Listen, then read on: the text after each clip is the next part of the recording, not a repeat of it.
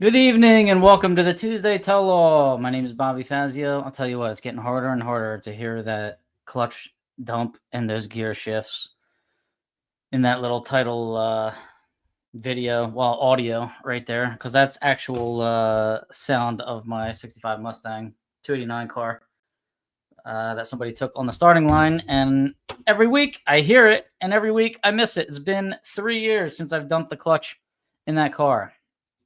Hopefully soon. Almost all sorted out. But thanks for tuning in tonight. Hope everybody enjoyed Indy this weekend, right? It's the only race where I like. I mean, there's races that are going on, nationals, divisionals, where I'll check in once in a while, see what's going on, or go on like Drag Race Central to see rounds. But Indy is like the video. NHRA TV is just playing for 5 straight days because I just want to know what's going on at all times. Is it like that for everybody else too? It's like the most exciting race of the year. And anytime I went to Indy for that's the first time I missed it in 6 years. Anytime I put out any kind of video from Indy, it was always like the most watched video of the year. So yeah, exciting race that I'm kind of mad that I missed. But hopefully you'll be at the Nationals at Maple Grove in a couple weeks and I'll see you there. Be sure to stop by and say hello. Let's see who's out there. Bruce Fulper thought it was Monday. So did I. I am all messed up this weekend. Labor Day weekend. Monday was Sunday, and now Tuesday is Monday. Who knows? Danny Davis, what's going on, Danny? How you doing, buddy? Walt Walker, how you doing? Walt's tired. Walt was in Indy this weekend, working, helping people, and doing a lot of stuff. I saw a big, long shout out there that Bruno Massel posted, thanking Walt for all of his help. So I was going to have Walt come on tonight and maybe join me and tell me about his experience, but I know he's, poor guy's probably going to be sleeping before Ray Thurston tonight for all we know. Hey, speak of the devil. Ray Thurston is here. What's going on, Ray? How you doing? Brian Cool, what's up, man? Brian Cool said it was awesome. Sean Conway says, how about that Nice Hoven team, right? Doug Hoven, the youngest of the Hovens, went 4 rounds in his first ever national event. I didn't realize that was his first national. I thought he raced the Nationals at Maple Grove a couple times already, but he hasn't. That was his first national. It happened to be Indy. He happened to be number 1 qualifier for Q1 session. He happened to win class, U-Stock Automatic, and then he happened to go 4 rounds until he ran into his Uncle Todd in the Coronet. And that was it. Uncle Todd showed no mercy, huh? No, it was a tough round because I was helping Doug, a little bit, best as I could from where I was, and I think some wind was rolling in there for that round, and that's tough when you're going up against a Hemi Coronet. The wind's not going to affect that car as much as it's going to affect yours. Justin Graham, how you doing? Congrats to Jimmy DeFrank, surviving stock eliminator for the win. I tell you what, Jimmy DeFrank is an excellent driver, obviously 5-time world champ, and one of the nicest people ever, by the way, if you've never met him. But I was not expecting him to do that in stock. I was expecting him to do that in super stock, where because he tells me that's his favorite car and that's the one that he is the most comfortable in. But he really turned it on there in stock, man. Last couple rounds, like what, 013 in the semifinal, 003 in the final. I think maybe 15 the round before that. We'll get into it tonight. But yeah, he did a great job. So D7 showing out. D1 was really present there in the final 4 of stock eliminator, but D7 held it off, right? Joe Collins, good evening. How you doing, buddy? Scott Cott, miss you at Indy. I'm telling you, it felt so weird not being there. Terry Nolan, what's up, Terry? How you doing, buddy? Kenny Schindler was having some fun down there. Rodney Cakel, what's going on? I'm proud I was the bump in stock. You were, and the bump was way higher than I thought it was going to be. But as you heard me say last week, I think, when Walt was on with me, I was kind of I was changing it up because the weather forecast came out, and the fact that they were going to run class on Thursday morning at 8 o'clock definitely changed it a little bit. So good luck. Good job, Rodney. It's a shame you got stuck in a heads up, right? Against Andrew Hill, which is a tough one in D-Stock Automatic. It's just a shame that didn't fall one other spot, something like that. But that's what happens, man. Good luck in Earlville, Iowa, if you're going there. Steve Bruce, how you doing, buddy? No sleep tonight. Everything sucks here, buddy. No. Thurston, you working, man? I know he's working on race cars, working on trucks, working on everything.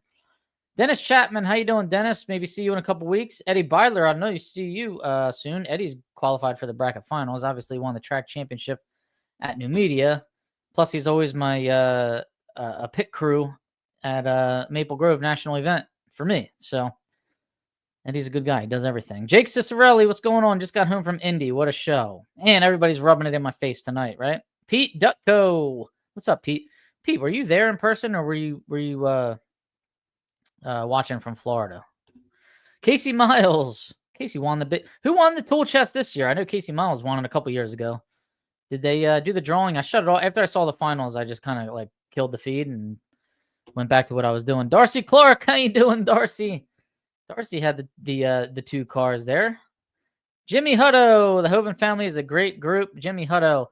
I saw Jimmy Hutto and Justin Hutto, AA stock automatic, and that beautiful 69 Corvette is what I'm going to say it is. I know it's got a 427 in it. And they were in the teardown barn again, which I thought that was kind of odd because you guys were in the teardown barn, 2-3 years ago, maybe when I was there. So, geez, maybe 2 years ago. So I don't know why they selected you guys again. I was a little like curious about why that, but from what I heard, you passed, so that's good. It was a drive-by, but I enjoyed every bit of it. A lot of people helped me get in. That's awesome, man. That's the beauty of Indy. That's the beauty of racing in general. Everybody helps everybody. I love it. Walter Gamble, Superstock Modified. There he is. What's going on, Walter? How you doing, buddy? Chuck Weisberg, how you doing tonight? I'm doing pretty good, man. Good. Pete, you were there in person. Pete sending me some good information while he was there. I wasn't sure if he was there or just watching from home. Don't worry, I was not at Indy. Thank you, Zenzen. You were racing in the Midwest Class Racers race. Now, Julie Jordan was at Indy, still driving home from Indy. Got to drive all the way to the West Coast, I guess Modesto, California. Boy, that's a hike, right? But that was Julie. I'm sure Jared was a little bummed out about what B stock automatic class final against Jim Boudreau or class semifinal against Jim Boudreau, because I think he was running with him. I think had him covered. So it was going to be a really good race there. It was a good race there. I think Jim Boudreau won on a hole shot, actually. Tom Maoli, a little hot out here. By the way, the 396, 375. How many triggers? Ray Thurston, how many triggers did the 396, 375 have this past weekend? Trying to get to Virginia. Just pick up a Lunar from the dealership. Oh, yeah. Ray, I think, is announcing in Virginia. We got the doubles starting Thursday, Friday. No, Wednesday. Wednesday, Thursday, Friday, Saturday. September 4th. So 2 days from now. Thursday. What day is it again? Tuesday. Wednesday is the 3rd. Thursday is the 4th. Thank you very much. Okay. There we go. So 4th, 5th, 6th, 7th. 2 races down there in Virginia. I'm not going to make it to Virginia this week. Home away from home is the Tech Barn down there in Indy for Jimmy Hutto. But good luck. Be safe getting there, Ray. We hope to hear you on the mic this weekend. All right. Lots of comments flying in. And that's usually, the episode after Indy is always a pretty big one. So I'm glad everybody's paying attention. I can't believe there's a double divisional happening this weekend. And I feel like NHRA should just declare a national holiday the weekend after Indy. Like, after you go through that whole thing, like, shouldn't every NHRA employee just have off for a couple days? That's the way I see it. So yeah, I can't get to the Virginia divisional because I'm trying to get to the Maple Grove Nationals. That starts in 9 days, Q1. My goodness.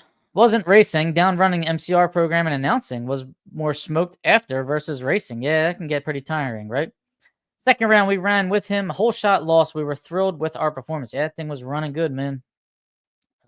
Or Miss Jordan. Sorry, I thought it was Jared talking. My bad. Yeah, great job. Great job. Billy Ryder, and the car still looks great. You always got that going for you, which is wonderful. Billy Ryder, how you doing, Billy? Hope to see you in a couple weeks.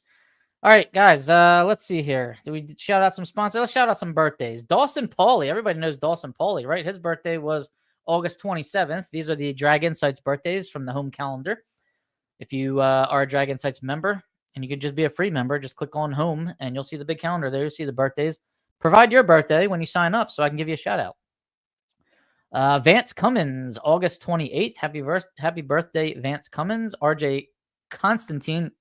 We all say Constantine, but it's really not Constantine. It's actually Costantin for anybody that doesn't know that. So RJ Costantin, but it's so hard for me to say that. I just want to say Constantine every time I see his name.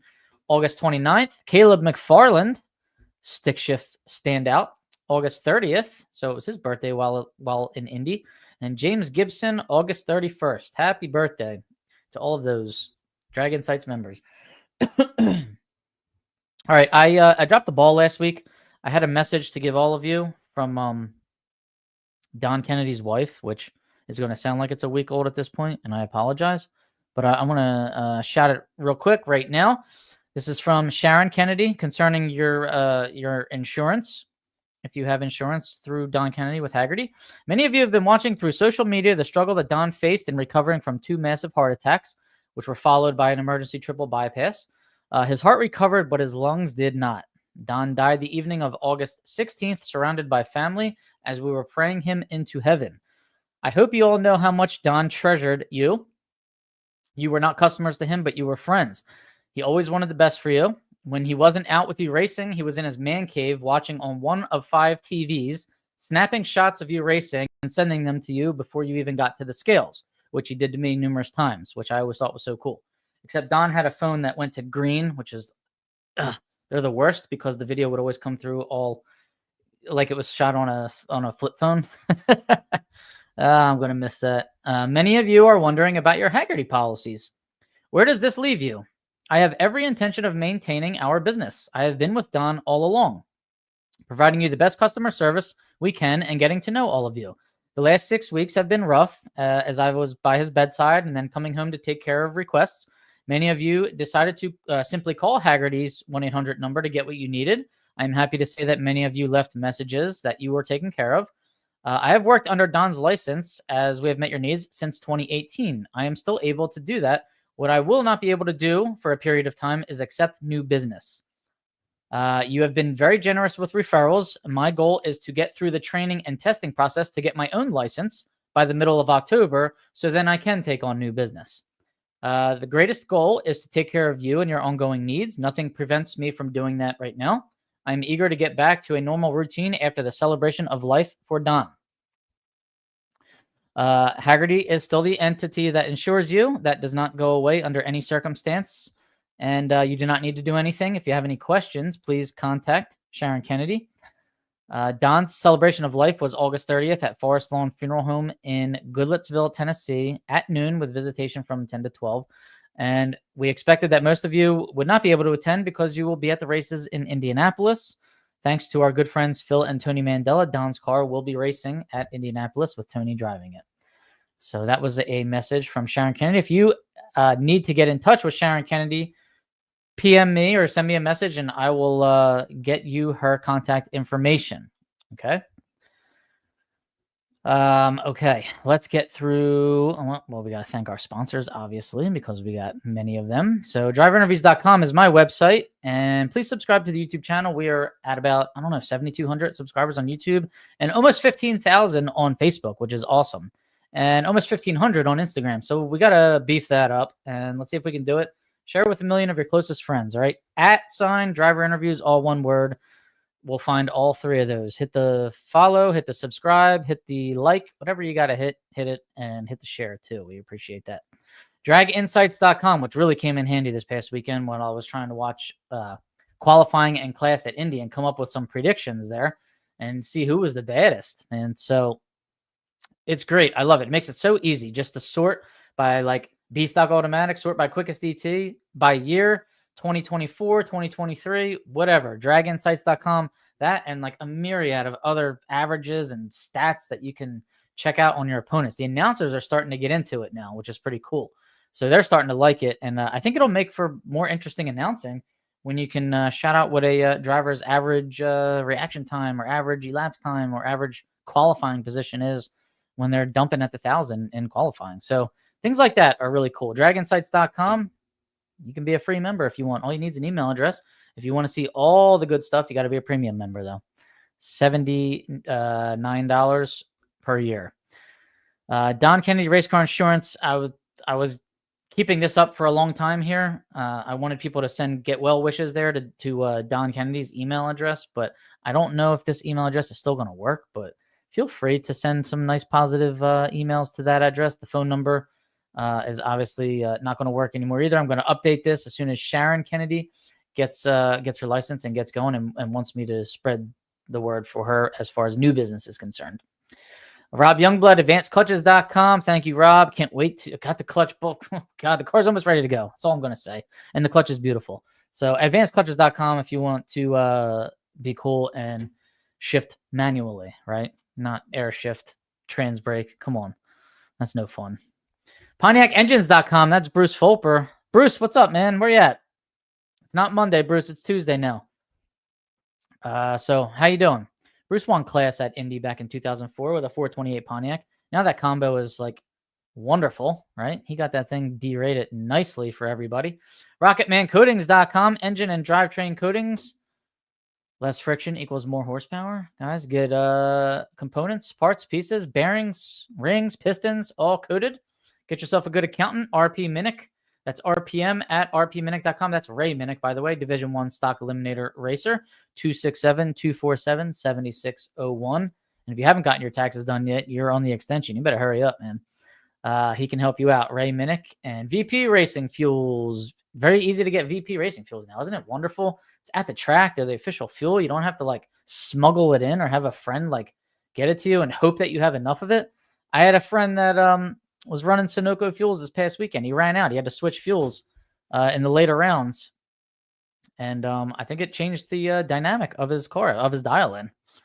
So it's tough, you know, when you don't have enough. And when you're the official fuel, you can easily get it at the track. So we always like that, right? It's better that way. Right? All right, let's see. Comments are still flying in. There's Pete Lanciers. Boy, Pete broke what? Both leaf springs on the way to Indy on the toe and had to get them fixed there before Q1. So good job getting that done, Pete. Way to go, man. Should have gotten a Never Rest award for that. Who'd they give that one to?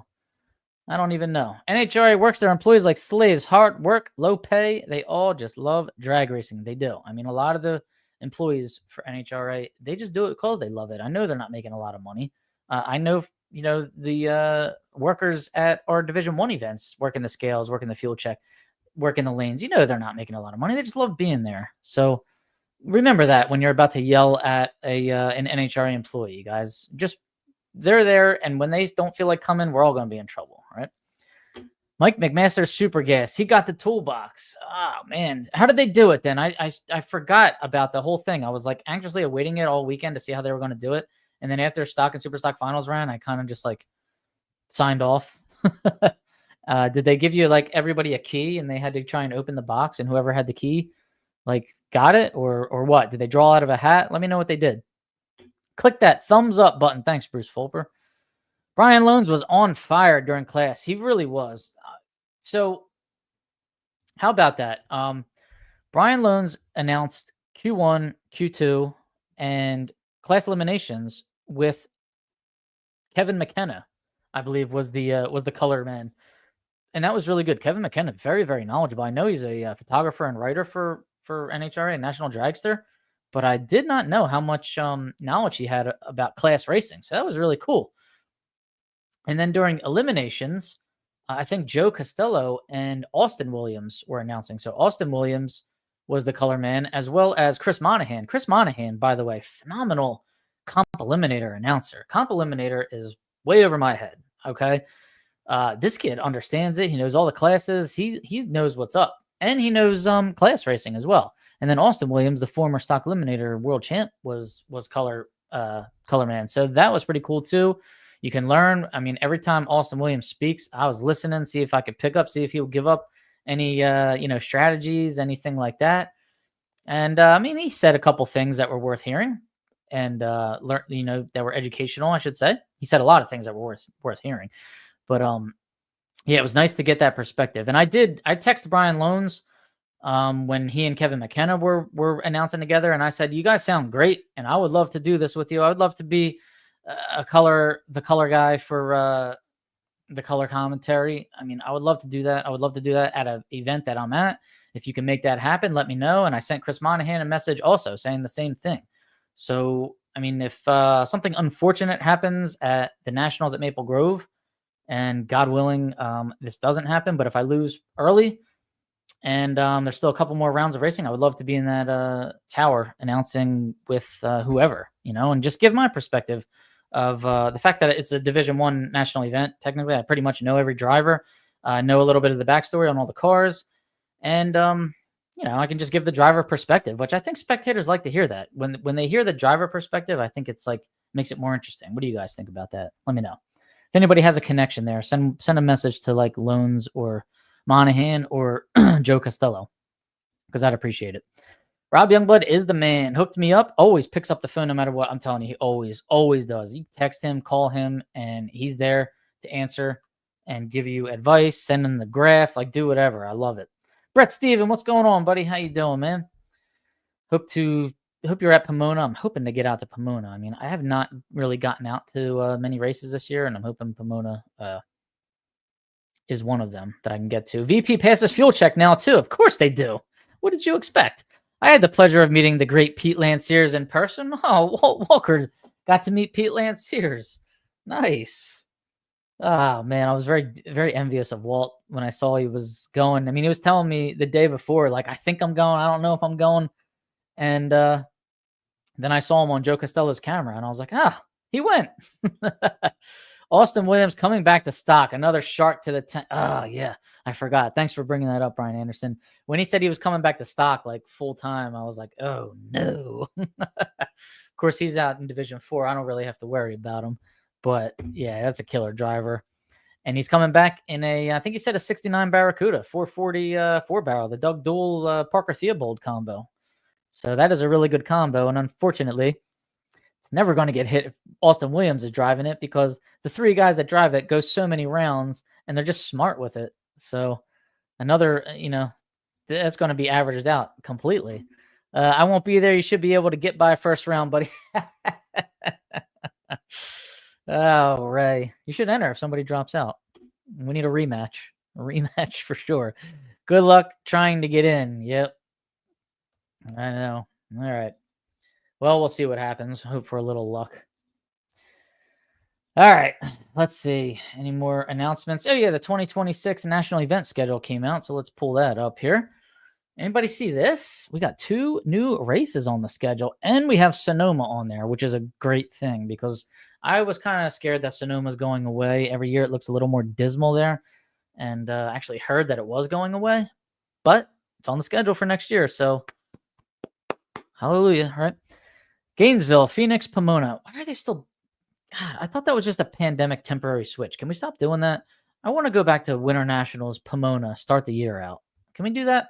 Pomona, Phoenix, and then I don't know, then Gainesville. Even though I feel like that's hard on the teams, I feel like this is hard on the teams. They got to go to Gainesville, then they got to go all the way across the country to Pomona, then they come back to Phoenix, then they come all the way across the country back to Charlotte, and then South Georgia, Chicago, Maryland, all the way up in the corner to Epping, all the way back down to Bristol. Whatever. But yeah, there's a couple zigzags across the country early in the season there. That's got to be tough.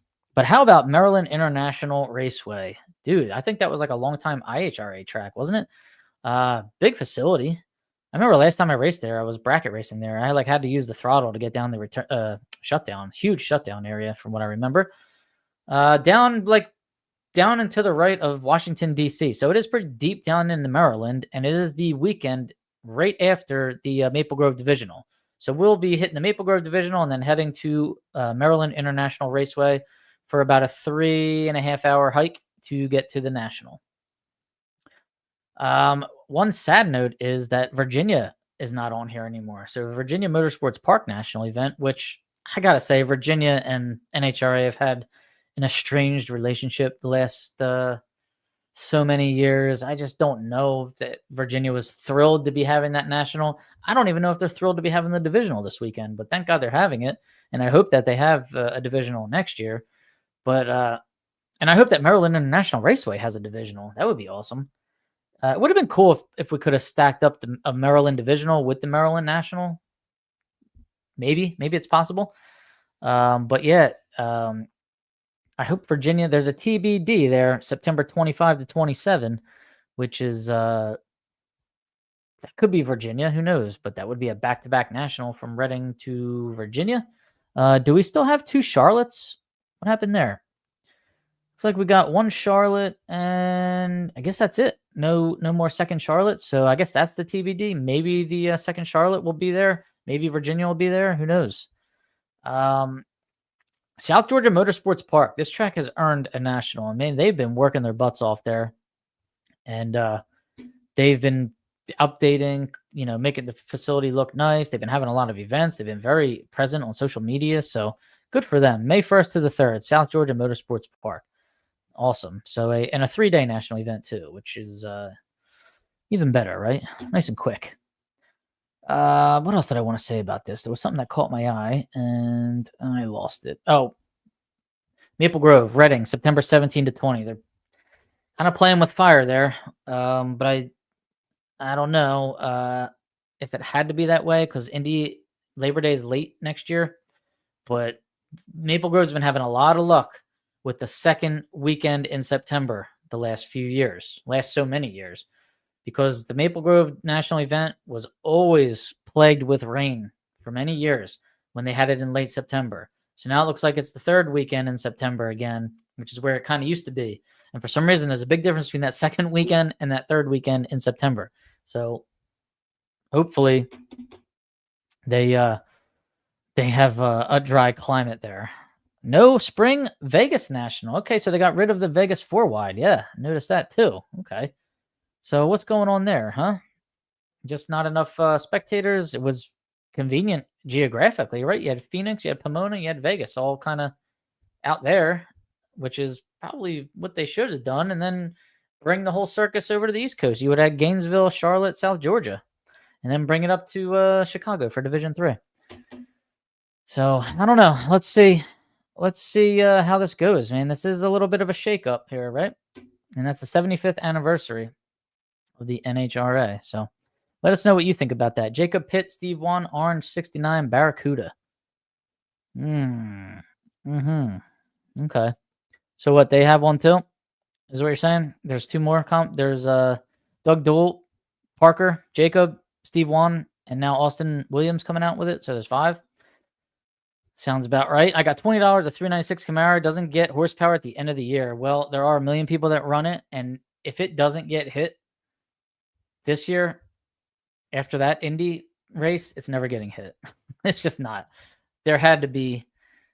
I mean, there were people killing at the 1,000-foot, still going a second under with that combo. So I can't believe that thing still has that much in it. It's crazy.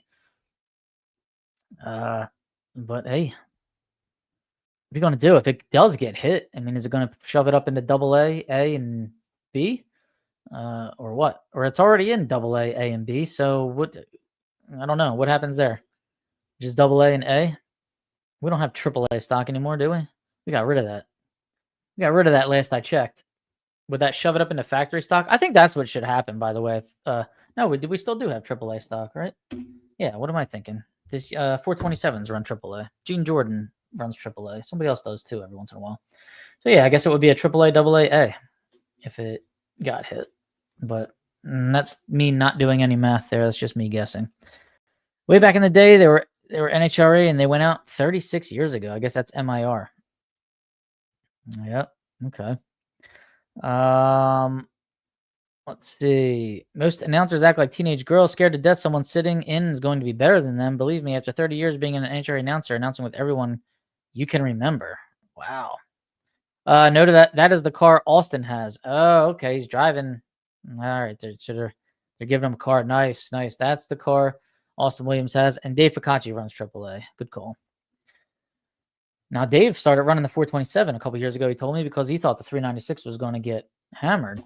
And it hasn't, man. It's survived the last couple years, which is pretty amazing. All right. What else do we have? A couple announcements here.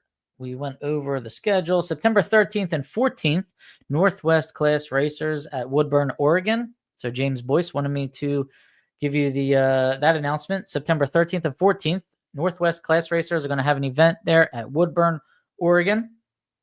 So have at it. Let's see. This weekend, we've got the Virginia Motorsports Park D1 double. So that's September 4th to the 7th. We've got D5, Earlville, Iowa, September 6th to the 8th. So good luck, everybody heading there. I didn't check the weather forecast, so I missed it. Let's head to Indy. Thank you very much, Sox and Martin, by the way, for entertaining me for the first 3 days for free. That was awesome. I got to see Q1, Q2, class eliminations, and the Hemi showdown, right? Hemi challenge. All for free, thanks to Sox and Martin. Herb McCandless, Jason McCandless. Thanks for making that happen. All right, so number one qualifier in stock eliminator. Randy Eakins, factory stock G. It's a 2019 Mustang. Okay. There were 144 cars in stock, and this number one qualifier, Randy Eakins, was 143 under, 1436 under the index, 1135 index, 991 with a 4 qualified. So he was in the teardown barn. That's probably not the easiest engine combo to be tearing down, but I didn't hear that he was bounced or disqualified. So pretty interesting, or pretty amazing to get that all back together.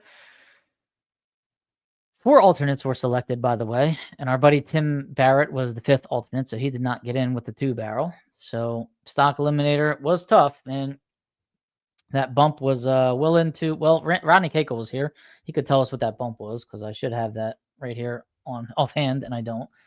But the final round was Todd Hoven in the AA stock automatic 65 Coronet, and he squared off against Jimmy DeFrank in the 69 Camaro A stock automatic versus AA stock automatic. I think if it was heads up, it probably would have benefited Todd a little bit. Todd was dialed 984. He was 026, leaving second. Jimmy DeFrank was dialed 1001, leaving first. 003 in the final round, man. After going 013 the round before that and 015 the round before that. So he was definitely going for it. Runs a 1002 with a 4 on the 1001 dial-in at 130 miles an hour.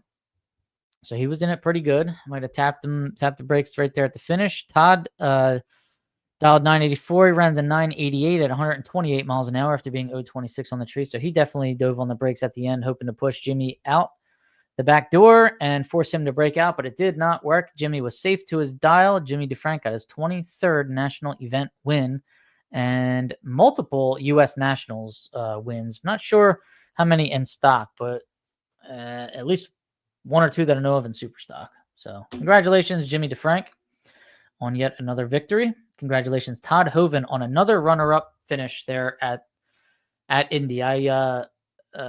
Todd was runner-up there at the U.S. Nationals in 2021, I believe. So 4 short years ago, you run it up to Matt Lisa, I think it was. So he comes back around again, makes it to the final round again, and is runner-up again. That's got to be heartbreaking for Todd. But hang in there, dude. Driving great. Moving into Superstock. Number one qualifier. Byron Warner. Superstock I-Automatic, right? 113 under. So 1070 index, 956.6. It's a 1995 Camaro. LT1 combination. 140 cars in Superstock. So that means 12 did not qualify, but all 12 alternates got used up. How about that? So Superstock is where it's at. And all 12 got used up, and one guy still had a buy run. So they needed a 13th alternate. They ran out of alternates. So congrats, Byron Warner, on the number one qualifier. I know Byron, I think he went out in the first round. I think Brian went out in the first round too. So that's very unusual for the two brothers to go out in the first round there, and they happened to do it at Indy, which is probably heartbreaking also for them. Let's hope they don't take it out on us at the Maple Grove Nationals. Final round, Joe Santangelo, who made it to the semifinal in Stock Eliminator. Joe has been driving like really, really well this year. Makes it to the final round in Superstock. I would say, I mean, he got a lucky one there against Tyler Wodarczyk in the semifinal, where he was 059 on the tree, and he was red in stock semifinal. So he came around in Superstock, and I got to think that I guess he was just a little gun shy there in Superstock. 059 on the tree after going red in stock. Usually will not get it done against Tyler Wodarczyk. Tyler was like 20 something, and I think gave it back at the finish line. So Joe got around that semifinal to make it to the final round here against Tyler Kahili, who is another terror in a super stock truck, 2001 Chevy S10. Man, this thing is obviously fast because he qualified, pretty well here in the middle of the pack at Indy, going like 90 under. And this kid can drive too. So Joe dialed 975 in the GTG automatic 87 Camaro. Tyler dialed 918. So Joe's leaving first, and Joe red lights again. 005 red this time. So just by a couple thou, Joe gives up his chance to win the U.S. Nationals. Tyler Kahili was dialed 918. And even after Joe went red, Tyler was 012 on the tree. So he was really dialed in there. Ran a 927, 127 miles an hour, fist pumping his way through the finish line to his 5th national event win and first at Indy. So congratulations, Tyler Kahili. Let's see. What else? The Hemi Challenge. Okay. Hemi Challenge is getting more and more exciting each year, but it got more dramatic this year. That's for sure. We'll go with the top 7 qualifiers because they were all 830s or better. Steve Camella was 829-1. Jason Line, 830 with a 9. Jimmy Daniels, 833 with a 1. Anthony Rhodes, 833 with a 5. Bucky Hess, 834-4. Charlie Westcott, 835-8. And Eric Bell, 837-3. So the field's getting pretty tight. I love it. It's getting exciting. Now, you may have been surprised to check the final round there and see that Steve Camella's name wasn't showing up, right? Steve Camella raced against Jimmy Daniels in the semifinal, and Camella was 041 on the tree. Jimmy Daniels was 008. Camella ran 832 with an 8. Jimmy Daniels 835 with a 9. And by virtue of the whole shot, by the way, Camella 160 miles an hour. Daniels 159 miles an hour. Daniels won this one on a whole shot. Daniels was out in front watching Camella creep up and just hoping that the finish line would get there before Camella did. And that's what happened. So Jimmy Daniels won that round by 2 thousandths of a second, or approximately 8 inches. So how about that? So Jimmy Daniels makes it back to the final round where he hasn't been, he hasn't won in a couple years. He won this thing like 3 or 4 years in a row, and then now Camella's won it like 4 years in a row. So for Daniels to knock out Camella there, that was I'm going to say that was an upset in the semifinal. But then he squared off against Jason Line. Jason Line in the semifinal had to run against Anthony Rhodes, and Jason Line won on a whole shot, right? So Jason Line's 032 on the tree and runs an 833 with a 2 at 159 miles an hour. Anthony Rhodes was 050 on the tree and ran an 832 at 159 miles an hour. So Rhodes ran a little quicker, but Jason got the whole shot, got the win. That one was by 10 thousandths of a second, approximately 2 feet. So he got to have lane choice against Jimmy Daniels in the final round there. Daniels, I think, got a little gun shy after being 008 against Camella. He was 103 on the tree, and Jason Line was 040, and then Line saved the best for last. He made the quickest pass of the weekend, I would assume, right? 828, 160 miles an hour, almost 161 miles an hour. So he saved the best for last. He was 040 on the tree, gets the win. Jimmy Daniels ran an 833 at 160 miles an hour, which is about where he was. He picked up 200s from the round before. So he did pick it up a little bit, but just not enough. Jason Line had more in the tank there and got his first Hemi Challenge win, man. And he's been working at this for, I'd say, at least 10 years. He started working on these engines now for Bucky Hess, and he's got something good going there. So now we've got Line, we've got Westcott, we've got Eric Jones out in California. I mean, we've got them all. We got Ray Barton. So it's really fun to watch. I'm loving it. I'm loving the Hemi Challenge. However, the following the Hemi Challenge, the next morning, it's the post-race inspection, teardown, if you will. They tear down the winner and the runner-up. I've seen Camella in this teardown a couple years in a row now, and they didn't like what they saw on Jason Line's carburetor from what I read online. Apparently, the Venturi, so one of the carburetors, I don't know which Venturi they're talking about, but it was oversized by 8 thousandths. I don't know if it was a primary or secondary, but they didn't like that. But all the other Venturis actually measured smaller than spec. So this one was a little larger than spec by 8 thousandths. So that's what I read online, and that's what he was disqualified for. But then they also didn't like what they saw in Jimmy Daniels' car. Apparently something in the cylinder heads they didn't like. So Jimmy Daniels got disqualified as well.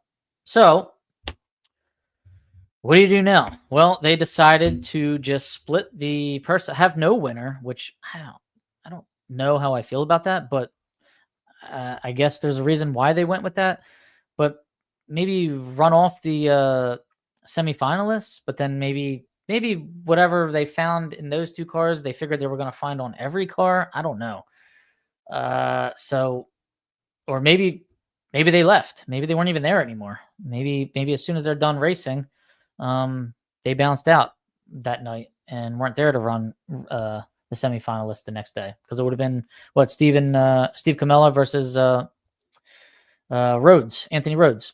So they decided to just split up the purse to the remaining 15 other or 14 other contestants, and they each got like $1,400, and that's what they decided. And there was no winner, so they were already home, the semifinalists. Okay, so there you have it.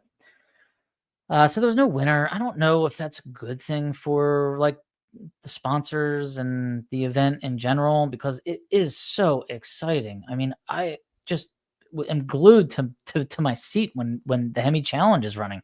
It literally reminds me of Pro Stock of the old days. Like, who's going to go the fastest? What does Jason Lyon have? What does Camella have? I mean, what does Rhodes have? What does Westcott have? You know, I was waiting for Westcott to bust out like an 827 or something. So it's just fun to watch, and I want that to keep getting bigger and bigger. And we need these drivers to stay around forever, because it is not a cheap class by any means. It's not the we need drivers, we need racers with financial means that want to keep that category going, and we need the US Nationals to keep putting it in the spotlight, and Sox and Martin to keep putting it in the spotlight. And it's always cool that Herb McCandless is there and Buddy Martin's there, and I like when they announce, you get to hear their versions of the story from like 60 years ago, so it's always fun. Next year they should tech barn first, then run the race. Yeah, my uncle's been calling me all week and texting me all week about that. They need to tech beforehand, because if you allow runs and then tech afterward, there's no fixing it. You're done. You're disqualified, and that's what happened to Dan Williams, the B stick class winner, who came all the way from England to race his Nova, his big block Nova there. He wins class and obviously qualifies for the event, and then he goes to the teardown barn, and they don't like his carburetor. Now, he had the secondary plates drilled to help the car idle a little better, and you can't do that. I mean, that's in the rule book, and I know somebody that was disqualified for that 2 years ago at the Nationals at Maple Grove, when they tore down like 4 or 5. They just randomly chose 4 super stockers, I think, and sent them to the barn. And who was it? Bob Cupp? Yeah, got DQ'd for that. So it's out there. You know it. So you can't do it. I mean, as trivial as it is, and as much as everybody admits that it really is no performance advantage, it's just something that you can't do it. Okay, so you got to be careful. What's up, Kalen? How you doing? Kalen took some really nice photos this past weekend at the US Nationals. Everybody's been complimenting them. So good job, Kalen. Way to go. She got a good eye.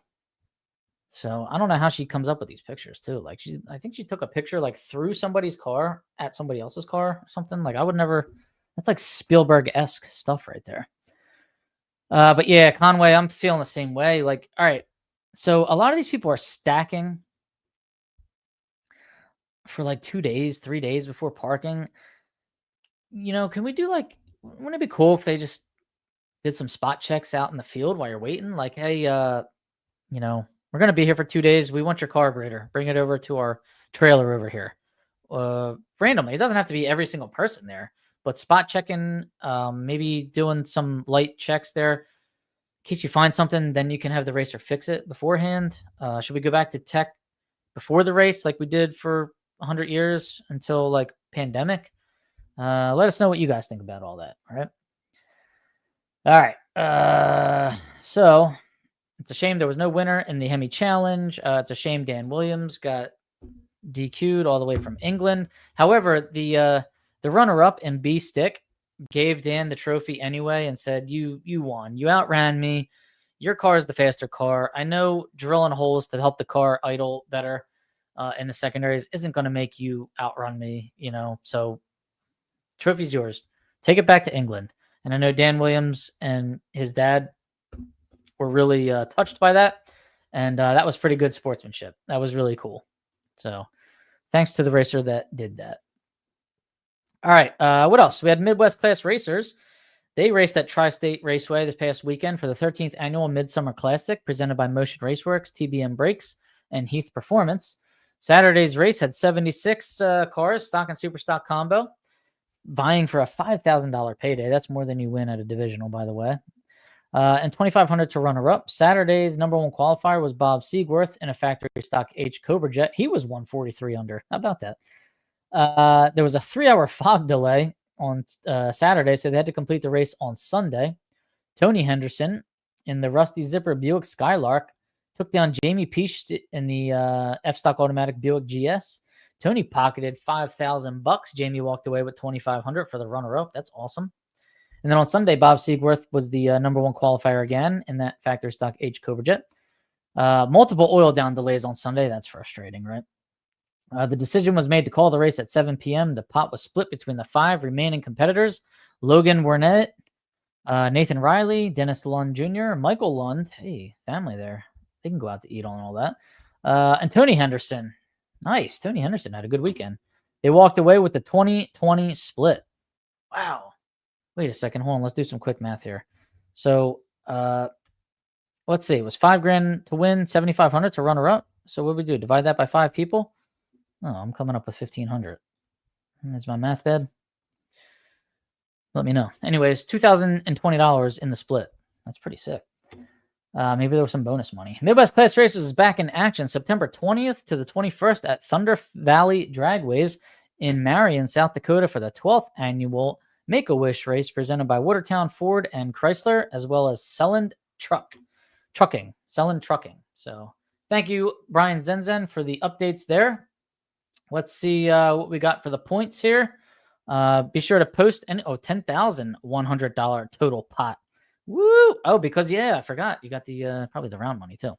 I am a tech official for Oval Track, and we do pre-race tech. The top 3 qualified have to tech before racing. It was $5,000 to win, $2,500 runner-up, 1,000 semis, and 800 quarters. Man, so you just make it to the final 5, and you get $2,020 just to make it. Oh, that's wonderful, right? You get $2,000 to win a divisional in Division 1. And then if you're stickered up, you'll get another $2,000. Used to be every car got teched. Class racing every weekend. Man, I miss those days. I don't know how they had time for all that. It's amazing. And I watched the old, I have that like NHRA channel on the Roku where they show like today I was watching the US Nationals from like 1972 or something. And oh God, first of all, the crowd is amazing. Like you can't even find like standing room. And yeah, they always show like before the race, like all the lines of cars getting teched in. And it's like, damn, how did they have time for all of that? Pretty amazing. Our tech guys there a few days before the race starts? I don't know. I guess we'll find out. Shane Smith is a class act. That's who gave the trophy to Dan Williams, I assume. Thank you very much, Walt Walker. Walt's still awake. Walt, you can go to sleep, man. You don't have to stay up. I know you're tired. Walt got in late last night and he had to work all day. I couldn't do that. I don't know how I do it. I don't know how I do this podcast after working late. That's why my brain never works. If we did this podcast at like 7:30 in the morning, you would see a different side of me. I'd be so accurate. I'd be rattling off names, times, without having to check anything.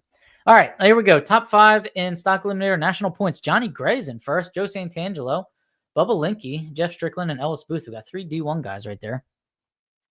Let's see. Johnny Gray can run 2 more nationals, and he can run 2 more divisionals. Okay. He can cancel out with all of that, by the way.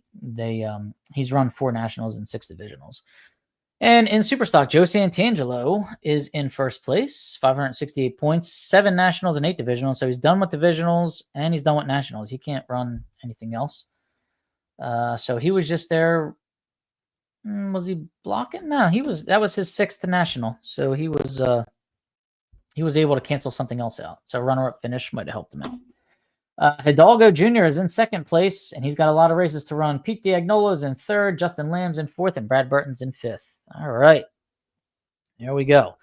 Let's see. Johnny Gray's in 1st in Division 1 stock. Pete Diagnolo, Super Stock. Division 2 is Jeff Strickland stock. And Monty Bogan, Super Stock. Jeff Strickland. Tough competitor. He was racing Indy this weekend. Division 3, Houston Rake stock. Jeff Dona in Super Stock. Division 4, Hidalgo Jr. in stock and Super Stock. Division 5, Ellis Booth in stock. And Jason DeForest in Super Stock. Jason DeForest. Arrow awnings and cabinets. I know that because I just ordered cabinets from him.